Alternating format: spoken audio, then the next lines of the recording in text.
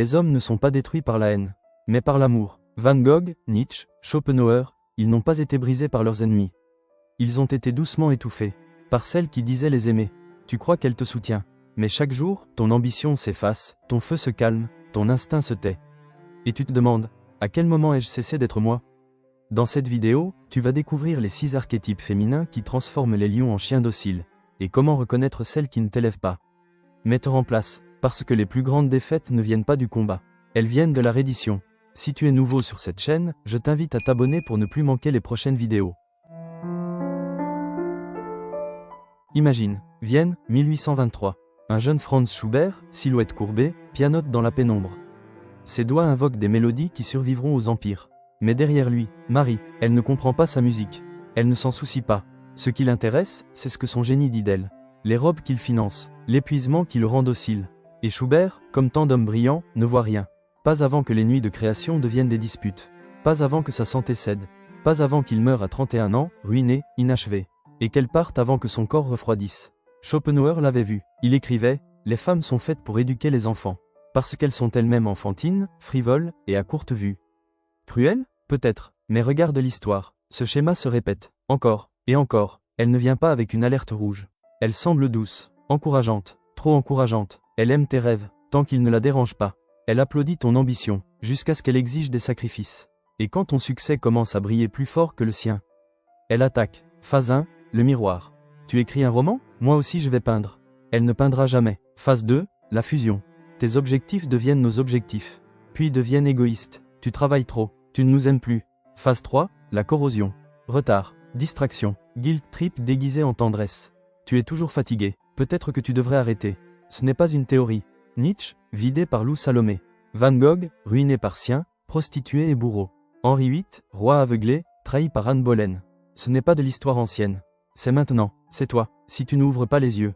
Comment repérer la sangsue avant qu'elle morde? Test 1. L'ambition. Demande-lui. Qu'est-ce que tu sacrifierais pour ton rêve? Si elle dit toi, fuis. Une femme sans mission fera de la tienne son otage. Test 2. L'audit du temps.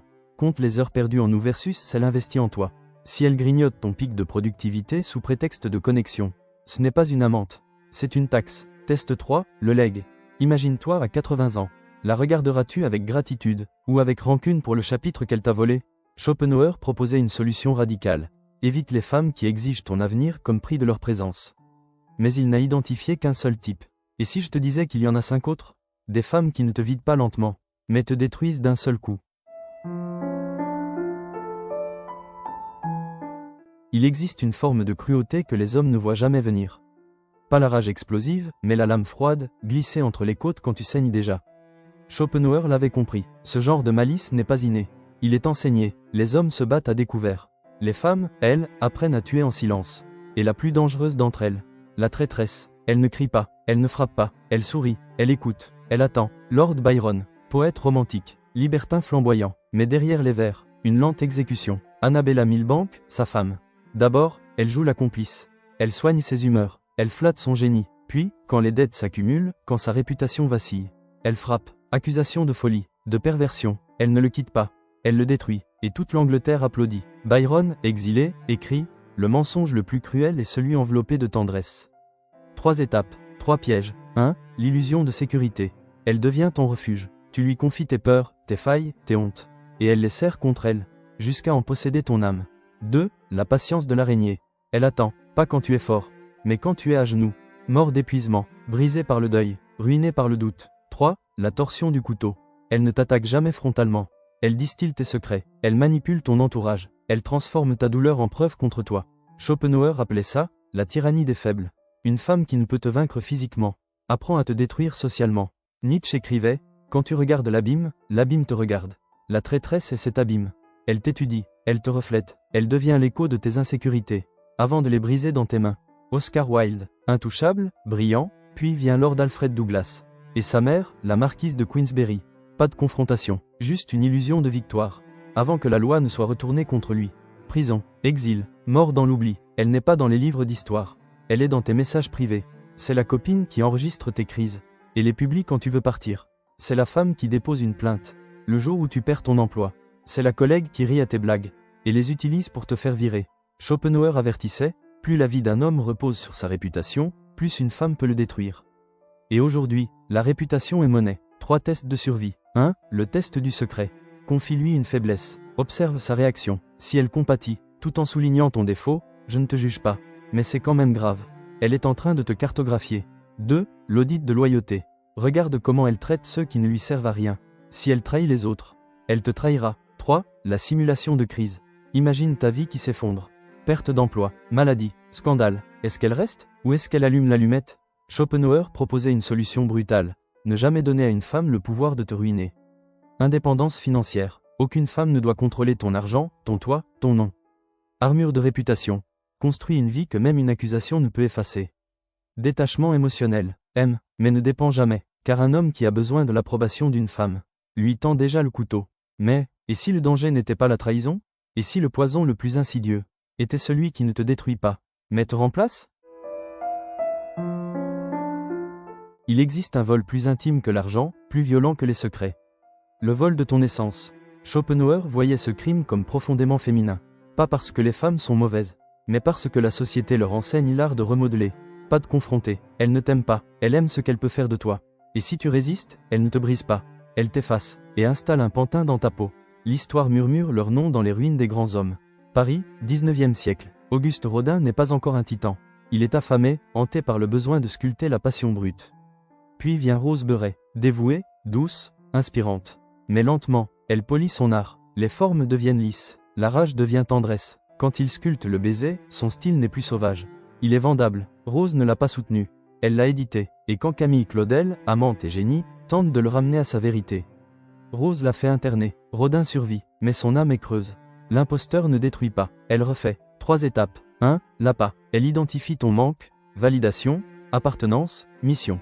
Et se présente comme la réponse. Avec moi, tu seras enfin vu. 2. Le ciseau. D'abord, une remarque. Cette chemise ne te va pas. Puis, tes amis te freinent.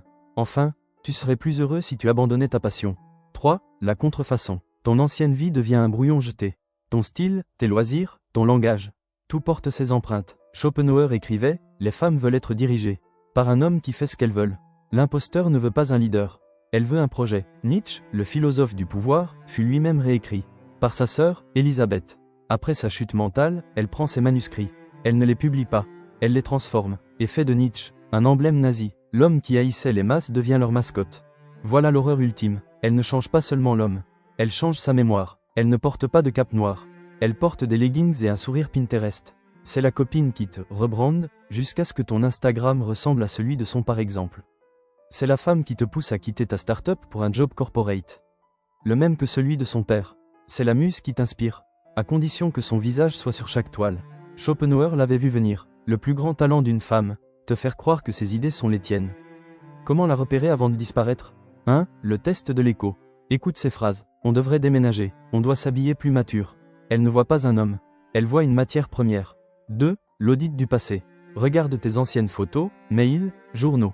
Ton toi actuel est-il une évolution ou une greffe étrangère? 3. Le test de résistance. Ressort une vieille passion, une opinion controversée, un hobby enfantin. Est-ce qu'elle t'encourage ou est-ce qu'elle te punit par le silence, le sarcasme, la manipulation? La solution de Schopenhauer était brutale. Un homme doit garder une pièce dans son âme, où aucune femme n'est admise. Pas même en pensée. Le noyau non négociable. Définis 3 traits qui font de toi. Toi, ne les échange jamais contre de l'amour. Le rituel d'isolement. Passe du temps seul, dans un lieu qu'elle n'a pas décoré. Un bar miteux, un sentier de randonnée, un atelier poussiéreux. Reconnecte avec ton toit brut. Le réseau fantôme. Garde des amis d'avant elle. Ils sont ton fil d'Ariane vers l'homme que tu étais. Mais, et si le danger n'était pas la transformation? Et si le poison le plus insidieux était celui qui ne te remodèle pas, mais te dévore? Il existe une faim que l'amour ne peut apaiser. Pas parce qu'elle est brisée, mais parce qu'elle est sans fond. Schopenhauer ne voyait pas ce type de femme comme simplement toxique. Il la voyait comme cosmiquement dangereuse. Elle ne cherche pas un partenaire. Elle cherche un sacrifice. Et elle ne s'arrêtera pas tant que chaque parcelle de ton énergie, de ton temps, de ton identité n'aura été digérée dans son abîme. L'histoire ne retient pas leur nom. Elle retient les ruines qu'elle laisse derrière elle. En 1927, Salvador Dali rencontre Gala. Au début, elle semble parfaite, brillante, ambitieuse, inspirante. Mais peu à peu, quelque chose de monstrueux se révèle. Gala ne l'inspire pas, elle le consomme. Elle devient son seul public, son filtre, son bourreau. Les premières œuvres de Dali étaient des éclairs de folie pure. Mais sous l'influence de Gala, son art devient une usine. Des copies fades de son propre génie.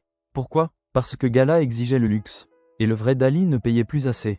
Elle l'isole, elle le contrôle, elle le transforme en caricature. Et quand il meurt, il est déjà vide, peignant des toiles blanches pour de l'argent. Pendant que le fantôme de Gala dicte encore ses gestes. Elle ne prend pas, elle remplace. L'hameçon. Elle reflète tes passions avec une précision terrifiante. Tu es écrivain? J'ai toujours voulu aider quelqu'un à finir son roman. Elle ne l'a jamais fait. 2. L'infusion. Tes loisirs deviennent les siens. Tes amis deviennent les siens. Ton argent finance sa vie. Et si tu résistes, après tout ce que j'ai fait pour ton art, tu ne veux même pas que je gère tes finances? 3. L'érosion. Un jour, tu te réveilles. Et tu n'as plus de toi. Tes rêves sont soumis à son approbation. Ton temps est à sa disposition. Ta voix, à son silence. Schopenhauer avertissait, les femmes confondent possession avec amour. Et consommation avec dévotion. Le vide ne chasse pas.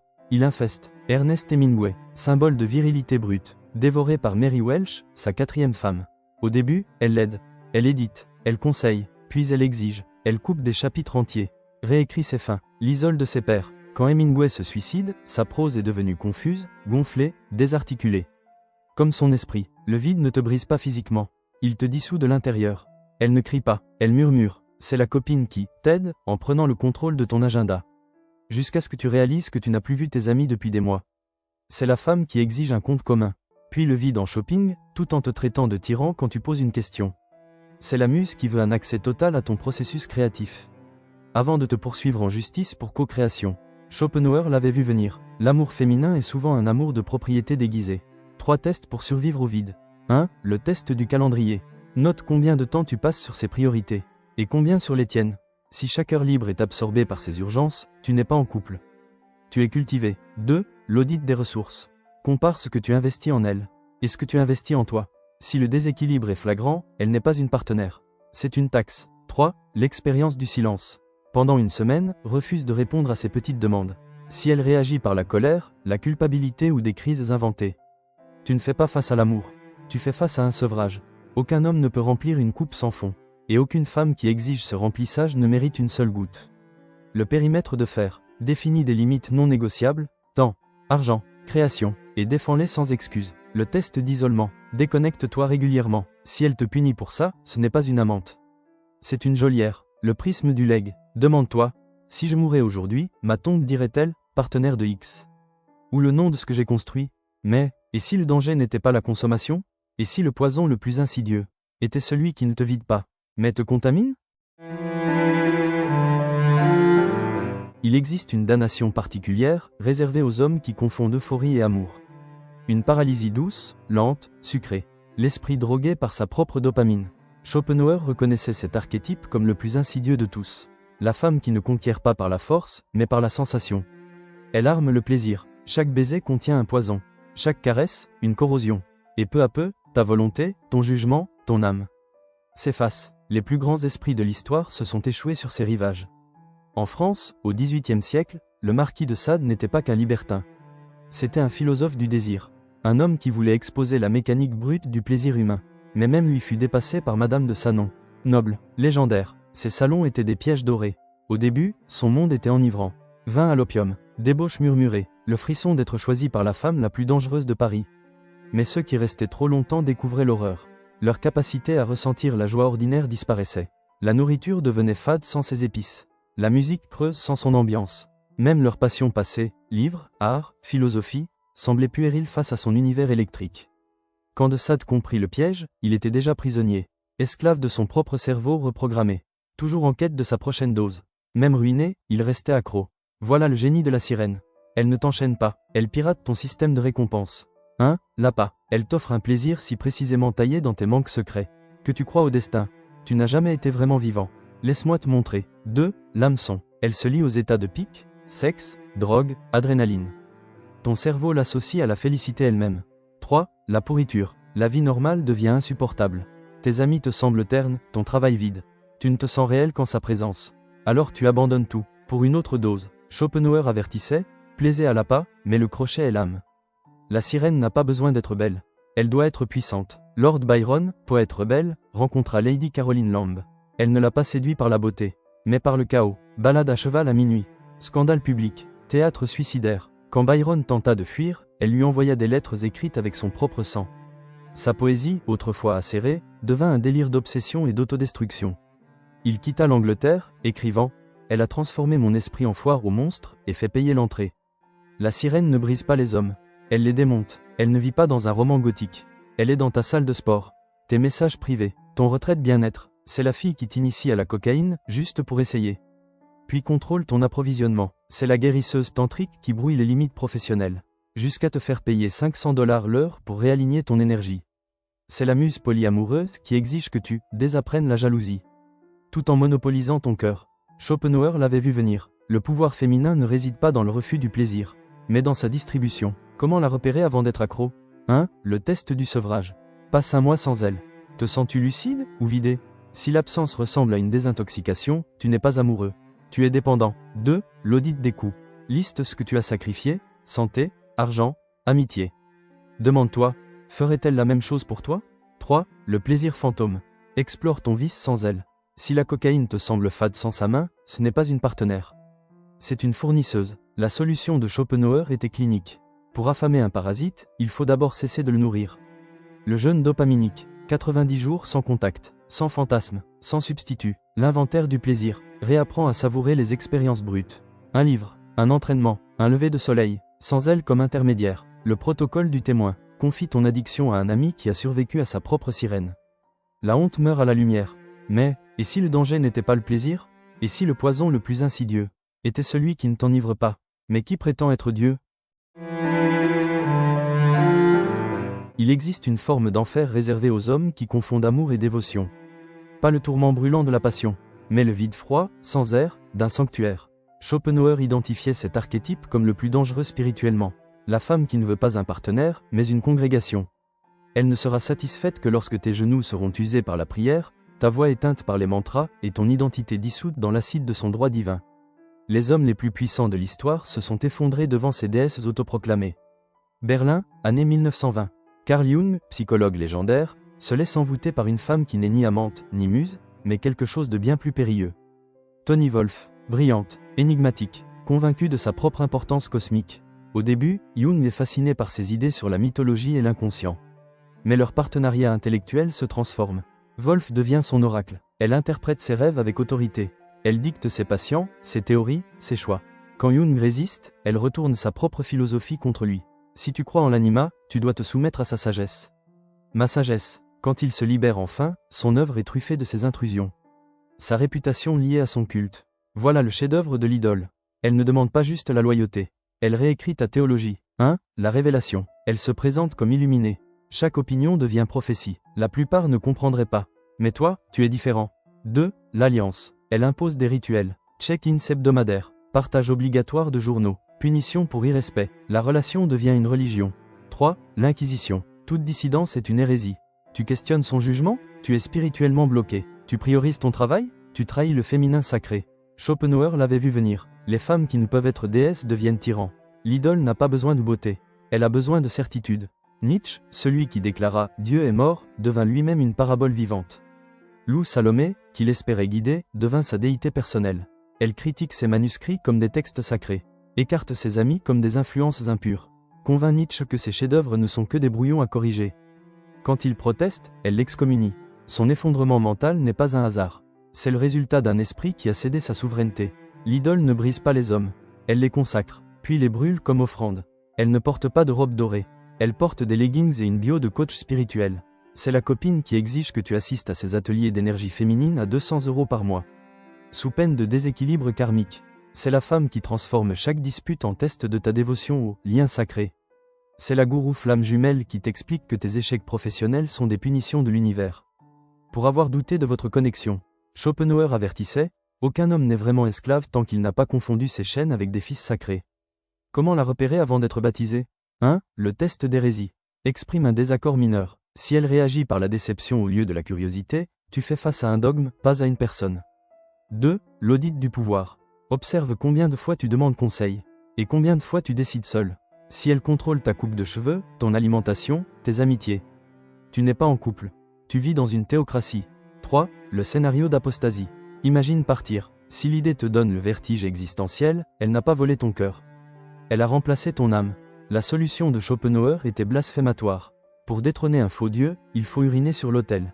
Le rituel de profanation. Brise ses règles sacrées. Ignore un check-in. Porte la mauvaise tenue. Flirte avec une autre. Sa rage révélera l'humaine derrière la déesse. L'ancrage dans le réel. Reconnecte avec ceux qui te connaissaient avant elle. Ils sont la preuve vivante que tu existais hors de son récit. La prescription nietzschéenne. Écris ton antipasteur. Une liste de toutes les croyances qu'elle t'a implantées. Puis détruis-les une par une. Si ce texte résonne en toi, écris « souverain » en commentaire. Car voici le test final. Celui que la plupart des hommes échouent. Non pas dans la bataille, mais dans la victoire. Il arrive un moment dans la vie d'un homme où les écailles tombent de ses yeux. Pas avec la douceur d'une révélation, mais avec la déchirure viscérale de la chair arrachée à des crochets. Schopenhauer comprenait ce moment mieux que tout autre philosophe. C'est l'instant où l'homme réalise qu'il n'a pas seulement été blessé, mais alchimisé, sa douleur transformée en pouvoir pour elle, sa souffrance recyclée dans son récit, son essence distillée en avertissement pour le prochain malchanceux. Mais ce n'est pas la fin, c'est le commencement. En 1914, le peintre autrichien Egon Schiele est arrêté pour obscénité. Son crime, des nus trop crus, trop vrais, trop bruts. Le procès le ruine, financièrement, socialement, créativement, et pourtant, dans ce creuset, quelque chose d'extraordinaire surgit. Privé de mécènes, de réputation, de confort, Schiele peint enfin pour lui. Des portraits sans flatterie, sans séduction, sans performance, juste, vrai. À sa mort, à 28 ans, il avait accompli ce que peu d'artistes osent, créer sans permission. C'est ton plan. 1. L'amputation. Identifie chaque fragment de ta vie encore lié à elle. Les amis qui rapportent, les habitudes forgées pour lui plaire, même la musique hantée par son fantôme. Coupe tout, pas avec rage, mais avec la précision clinique d'un chirurgien retirant un tissu nécrosé. 2. Le jeûne. 90 jours sans contact romantique. Pas seulement avec les femmes, mais avec l'idée même de femme. Pas d'app, pas de fantasme, pas de « juste vérifier son profil ». C'est une désintoxication pour ton âme. 3. La réforme. Reconstruis ton monde autour d'un principe non négociable. Je ne troquerai plus jamais ma souveraineté contre de l'affection. Schopenhauer écrivait « Les 40 premières années donnent le texte. Les 30 suivantes, le commentaire. Mais pour ceux qui ont survécu à une femme toxique, il n'y a pas de commentaire. Juste une terre brûlée, et la chance d'écrire quelque chose de neuf. L'histoire est jonchée d'hommes qui ont presque échappé. Byron fuit l'Angleterre, pour se retrouver enfermé par la comtesse Guiccioli. Fitzgerald se désintoxique après l'internement de Zelda, mais passe ses dernières années à supplier ses médecins. Même Schopenhauer, malgré son génie, revenait sans cesse aux lettres de sa mère. Comme une langue qui cherche une dent pourrie. Le piège n'est pas l'amour, c'est l'addiction à la résolution. Le besoin compulsif de réparer l'histoire, d'avoir le dernier mot, de lui faire comprendre ce qu'elle t'a fait. Mais voici la vérité qu'elle ne dira jamais, elle a parfaitement compris. C'était le but, la femme toxique ne vit pas dans ton passé. Elle le conserve, elle le cultive. Chaque fois que tu rejoues cette dispute, elle gagne. Chaque fois que tu analyses ses réseaux, elle gagne. Chaque fois que tu te justifies auprès de vos amis communs, elle gagne. Schopenhauer l'avait vu avec une clarté glaçante. Les femmes se souviennent de ce que les hommes veulent oublier. Et oublient ce que les hommes ont besoin de se rappeler. Brise le cycle, la purge mémorielle. 1. Les preuves physiques. Brûle les lettres, supprime les photos, vend les bijoux. Si ça porte son empreinte, détruis-le. 2. La reconquête mentale. Quand un bon souvenir surgit, joue-le jusqu'au bout. La manipulation qui l'a précédé. La chute qui l'a suivi. Le contexte est l'antidote à la nostalgie. 3. Le blindage du futur. Quand tu t'imagines sa réaction à ton succès, pivote immédiatement. Vers ton toi plus jeune. Un mentor, le futur que tu construis. En 1942, sous les bombes nazies à Londres, le psychiatre Viktor Frankl observe. Ceux qui lient leur survie à des facteurs extérieurs, promesse d'une femme, loyauté d'un ami, s'effondrent quand ces liens se brisent. Mais ceux qui cultivent une citadelle intérieure, un sens de soi que rien ne peut toucher, sortent vivants. Tu es dans ce camp maintenant. Voici comment bâtir ta citadelle. 1. La vérité centrale. Définis ce qu'aucune femme ne pourra jamais t'enlever. Ta curiosité, ton art, ta résilience, c'est ton sol sacré. 2. Le rituel quotidien. Chaque matin, 1 heure pour fortifier cette vérité. Écrire, soulever, coder, ce qui te rend plus toi. 3. Le test du siège. Quand la tentation revient, et elle reviendra, demande-toi. Est-ce que cela agrandit ma citadelle, ou lui offre une clé? La version de Schopenhauer était plus sombre, mais tout aussi vraie. La volonté d'un homme est son seul bien qu'aucun voleur ne peut prendre, à moins qu'il ne la donne. Après des années à étudier les femmes toxiques, la sangsue, la traîtresse, la sirène, l'idole, la révélation ultime est celle-ci, elles ne sont pas l'exception. Elles sont la règle, pas parce que toutes les femmes sont toxiques, mais parce que toute relation peut le devenir quand le besoin est confondu avec l'amour. Les 6 archétypes ne sont que des variations, des saveurs différentes du même poison. Ton salut ne réside pas dans la recherche d'une femme non toxique, mais dans le fait de devenir un homme pour qui la toxicité est sans effet. La sangsue, Tu es autonome. La traîtresse? Ta réputation repose sur tes actes.